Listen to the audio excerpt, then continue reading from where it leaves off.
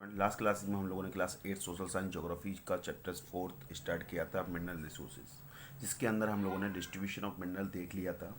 किस तरीके से डिस्ट्रीब्यूशन होता है मिनरल्स का ये हम देख चुके थे कि किस तरीके से डिस्ट्रीब्यूशन होता है मिनरल्स का किसमें पूरे वर्ल्ड में। और फिर हमने इंडिया के अंदर भी देखा था कि इंडिया के अंदर कौन से स्टेट्स में किस किस तरीके से मिनरल्स प्रेजेंट है।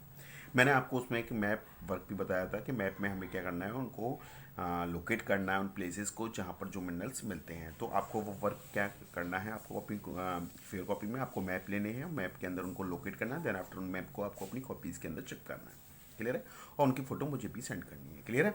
आज हम लोग देखेंगे uses of minerals and the conservation of the minerals, यानी कि मिनरल्स के यूजेस कहाँ कहाँ पर होते हैं, कहाँ कहाँ पर मिनरल्स यूज़ किए जाते हैं और फिर इसको कंजर्व करने की ज़रूरत हमें क्यों होती है। क्लियर है? तो पहले मैं आपको बता दूं बेटा कि मिनरल्स के मल्टीपल यूजेस हैं। मल्टीपल यूजेस का मतलब बहुत सारे यूजेस हैं किसके, मिनरल्स के। बहुत सारे कामों में मिनरल्स का यूज़ किया जाता है, अलग अलग चीज़ों के लिए मिनरल्स का यूज़ किया जाता है। जैसे कि ज्वेलरी में जो हमारे जेम्स होते हैं, ज्वेलरी बनाने के लिए जो भी हमारे गोल्ड्स होते हैं, डायमंड्स होता है, इन सब का यूज़ किया जाता है। ज्वेलरी बनाने के लिए वो गोल्ड और डायमंड क्या है, एक तरीके का मिनरल है। तो उनको बनाने के लिए किसका यूज़ किया जाता है हमारे यहाँ पे, ज्वेलरी बनाने के लिए मिनरल्स का यूज़ किया जाता है। दूसरा है कॉइन्स टू पाइप्स, यानी कॉइन्स जो बनते हैं वो कॉपर के बनते हैं और पाइप जो बनते हैं वो भी कॉपर तक के बनते हैं। यानी कॉइन से लेकर और पाइप तक कई सारी चीज़ें बनाई जाती हैं किससे, कॉपर से। क्लियर है? कंप्यूटर इंडस्ट्रीज में सिलिकॉन का यूज़ होता है। आपने सुना होगा सिलिकॉन चिप, सुना होगा, आपने देखा होगा जो सिलिकॉन चिप्स जो चिप्स होती हैं जो कंप्यूटर्स के अंदर यूज़ की जाती है उसमें सिलिकॉन का यूज़ किया जाता है उनको। क्लियर है? तो सिलिकॉन का यूज़ किस में आता है, कंप्यूटर इंडस्ट्रीज के अंदर बहुत अधिक मात्रा में सिलिकॉन का यूज़ किया जाता है। ऐसे ही है एल्यूमिनियम। एल्यूमिनियम का यूज़ बहुत सारी इंडस्ट्रीज के अंदर किया जाता है, ऑटोमोबाइल्स इंडस्ट्रीज के अंदर। ऑटोमोबाइल्स इंडस्ट्री यानी कि हमारी जो गाड़ी वगैरह होती है उनमें, एयरप्लेन्स वगैरह में, एयरप्लेन्स में, बोटिंग इंडस्ट्रीज में, बिल्डिंग्स बनाने के लिए, एंड किचन कुकवेयर्स, किचन के का सामान को बनाने के लिए भी किसका यूज़ किया जाता है, एल्यूमिनियम का यूज़ किया जाता है। तो हम लोगों ने जैसे कि देखा कि अलग अलग मिनरल्स का बहुत सारे यूजेस हैं। तो आपने देखा कि वैसे मैंने पहले बताया कि मिनरल्स के क्या है, मल्टीपल यूजेस है। बहुत सारी चीज़ों में क्या किया जाता है, मिनरल्स को यूज़ किया जाता है। लेकिन एक बात ध्यान रखिएगा कि जो मिनरल्स हैं वो एक लिमिटेड मात्रा में अवेलेबल है अर्थ क्रस्ट पर, यानी कि लिमिटेड रिसोर्सेज हैं। यानी कि जो मिनरल रिसोर्सेज है वो क्या है, लिमिटेड हैं, लेकिन उनकी जो नीड्स है वो कैसी हैं, अनलिमिटेड है। यानी कि हमें जो हमारी अर्थ क्रस्ट के ऊपर जो मिनरल्स अवेलेबल हैं वो हमारी टोटल अर्थ क्रस्ट के ऊपर मिलते हैं, आपको पता है। और अर्थ क्रस्ट के कितने परसेंट पार्ट में से मिनरल है, सिर्फ 1% पार्ट में क्या है, मिनरल है, अवेलेबल है। यानी कि इसकी जो क्वांटिटी है वो बहुत कम है, लेकिन इसकी ज़रूरत बहुत ज़्यादा है हम लोगों को। तो इसलिए हमें इसकी ज़रूरत होती है कि हम इनको क्या करें, कंजर्व करें, हम इन मिनरल्स को क्या करें, कंजर्व करें। तो इसीलिए हमारा जो टॉपिक आता है conservation of the minerals. Conservation of the minerals, minerals को हम कंजर्व कैसे कर सकते हैं और क्यों हमें कंजर्व करने की जरूरत है वो आपको समझते हैं। क्यों जरूरत है हमें, क्योंकि अर्थ क्रस्ट पर जो मिनरल्स हैं वो लिमिटेड मात्रा में अवेलेबल है और इसकी जो यूजेस हैं वो बहुत ज़्यादा हैं, इसलिए हमें इसको कंजर्व करने की ज़रूरत है। क्लियर है? अब देखते हैं इसके नीचे कंजर्वेशन ऑफ द मिनरल्स के अंदर देखते हैं नॉन रिवेनेबल रिसोर्स। सबसे पहली बात तो ये कि जितने भी हमारे मिनरल रिसोर्सेज है ये सारे रिसोर्सेज नॉन रिवेनेबल रिसोर्सेज है। अब नॉन रिवेनेबल रिसोर्सेज क्या होते हैं, पहले आप ये समझिए। एक होते हैं रिवेनेबल रिसोर्सेज, एक होते हैं नॉन रिवेनेबल रिसोर्सेज। रिवेनेबल रिसोर्सेज में जैसे कि हमारा वाटर, जैसे कि मान के चलते हैं लेक्स में से या सीज में से वाटर अगर कम होता है तो क्या होगा, रेन के द्वारा दोबारा से आ जाएगा, तो वो कैसा रिसोर्सेज हो गया, रिवेनेबल। क्लियर है? वो कैसा हो गया, रिवेनेबल रिसोर्स। लेकिन जो मिनरल रिसोर्सेज होते हैं वो नॉन रिवेनेबल होते हैं। नॉन रिवेनेबल का मतलब है कि इनकी अगर ये एक बार खत्म हो गए अर्थ क्रस्ट पे से तो ये दोबारा नहीं बनेंगे, या फिर बनेंगे भी तो बहुत सारा समय लेंगे क्या करने में, बनने में। क्लियर है? Millions of years, lakh of years लेते हैं ये बनने में। क्लियर है बेटा? मिनरल रिसोर्सेज तो इनकी जो रेट ऑफ फॉर्मेशन है, यानी कि बनने का इनका जो समय है वो बहुत ज़्यादा है। रेट ऑफ फॉर्मेशन इस बहुत ज़्यादा है और रेट ऑफ कंजप्शन हमारा ज़्यादा है। क्लियर है?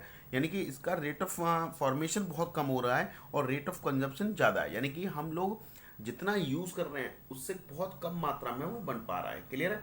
जैसे कि एग्जांपल में आप ऐसे समझिए कि 1 लीटर पेट्रोल आप खर्च कर रहे हैं, लेकिन उस 1 लीटर पेट्रोल को बनने में कम से कम 10 साल लग रहे हैं। ठीक है ना? तो रेट ऑफ फॉर्मेशन इसकी क्या है, बहुत कम है। क्लियर है? लेकिन इसकी रेट ऑफ कंजप्शन क्या होगा, बहुत ज़्यादा तेज है। तो इसलिए हमें ज़रूरत है क्या करने की, इनको कंजर्व करने की। क्लियर है? इसको हम लोग कंजर्व कैसे कर सकते हैं, इसके लिए हम लोग फॉलो करते हैं 3 R's के रूल्स को। हम we must follow the 3 R's rules. ये 3 R's रूल्स क्या है वो हम देखते हैं। 3 R's रूल्स क्या है? रिड्यूस, रिसाइकिल और रीयूज। ये क्या चीज़ है ये हम लोग देखते हैं। जब भी आप कंजर्वेशन ऑफ मिनरल्स से रिलेटेड क्वेश्चन आएगा तो उसके अंदर आपको ये 3 R's लिखना बहुत जरूरी है। इन 3 R's का बहुत इंपॉर्टेंट रोल होता है। 3 R's का क्या है? पहला क्या है? रिड्यूस। रिड्यूस का मतलब है कि हम जितना यूज कर रहे हैं उससे कम यूज करें। हम क्या करें? हम जितना मिनरल्स को यूज कर रहे हैं उससे कम यूज करने की कोशिश करें। और दूसरा, wasting in the process of mining. और जो माइनिंग करते समय, जो एक्सट्रैक्शन करते समय, माइनिंग एक्सट्रैक्शन करते समय मिनरल्स का, जो हमें मिनरल्स को हम लोग वेस्ट कर रहे हैं उन मिनरल्स को हम लोग वेस्ट ना करें, कम से कम वेस्ट करें। क्लियर है? तो wasting in the process of mining, उसको क्या करें हम लोग? रिड्यूस करें, कम करें। क्लियर है बेटा? पहला पॉइंट। दूसरा है रिसाइकलिंग। रिसाइकलिंग माने होता है कि जितने भी हमारे मेटल्स मिनरल्स होते हैं, इन सारे मेटल मिनरल्स को हम लोग एक बार यूज करके दोबारा से क्या कर सकते हैं? रिसाइकिल कर सकते हैं। जैसे कि मान के चलते हैं कि आपने एक कोल्ड ड्रिंक पी, केन में आयरन की केन थी, आपने आयरन की केन का उससे कोल्ड ड्रिंक पी ली, जब वो खाली हो गई तो उसको आप दोबारा से यूज़ कर सकते हैं, दोबारा से उसको क्या करा सकते हैं? रिसाइकिल करा सकते हैं, उसको पिघला कर। क्लियर है? तो मेटल जितने मेटल मिनरल्स होते हैं उनको हमें क्या करना चाहिए? रिसाइकलिंग करना चाहिए। तीसरा होता है रीयूज। रीयूज क्या होता है? रीयूज होता है कि जैसे कोई मेटल का, कोई भी मिनरल का क्या था, कोई भी मिनरल्स की चीज़ थी, उसका हम लोग दोबारा से किसी चीज़ में यूज़ करें। जैसे कि कोई कॉपर का बॉक्स था, मान के चलते हैं कॉपर से बना हुआ बॉक्स था, उसमें कुछ चीज़ रख के आई थी, मान के चलते हैं। जब आपने वो चीज़ खत्म हो गई, जब वो चीज़ एम्प्टी हो गई, तो आप करें, आप क्या करें? उसी बॉक्स का यूज़ कर लें किसी और चीज़ को कंटेन करने के लिए। फॉर एग्जाम्पल, मैं आपको एग्जाम्पल देता हूँ। जैसे कि प्लास्टिक के बॉक्स में कुछ चीज़ आई, ठीक है, आपने क्या किया? फिर उस चीज़ को निकाल लिया उस प्लास्टिक के बोतल में से, और फिर उसके अंदर आप लोग क्या फिल करने लगे? कुछ और चीज़ फिल करने लगे। तो आप एक तरीके से उसका क्या कर रहे हैं? रीयूज़ कर रहे हैं उसका। आपने देखा हुआ कोल्ड ड्रिंक की बोतल्स होती है, कोल्ड ड्रिंक की बोतल जब खाली हो जाती है तो लोग क्या करते हैं? उसको पानी भरकर उसमें से पीना शुरू कर देते हैं।